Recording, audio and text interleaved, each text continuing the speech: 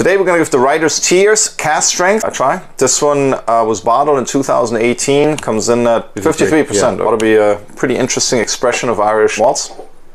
Really rich nose, heavy nose feel. Velvety, honey, zero. Golden, kind of like thick color, which is indicative of pretty full, robust taste.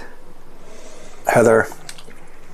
And the beautiful pot still kicking in, and that 53% gives it a little bit more burn to it, a little bit more body to it. It's not overdone. Burn does not really kick into overdrive and go forward. It's pretty mellow actually, which is a little bit of a surprise for considering the ABV. I'm not looking at the burn as a negative thing. Gingery finish on there that kind of sometimes gives it a little bit some extra.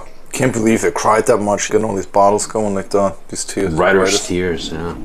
Fantastic name. Speaking of tears, check out the tears on this one over here. This was about 1,800 T. Shade under $60. Shade under right? Raises, it's a buy, but it raises an interesting question. At that point, you're in what, Redbreast 15 territory? True. Right? So those are very murky waters. Would I take the 12 cask strength over this? Yes, of course. But you don't only want to eat burgers every day. You got to eat steak. You gotta swap it up. I think it's a fantastic dram.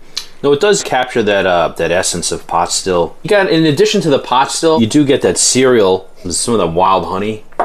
Then it's like a very explosive attack really on the palate. You know? Yep.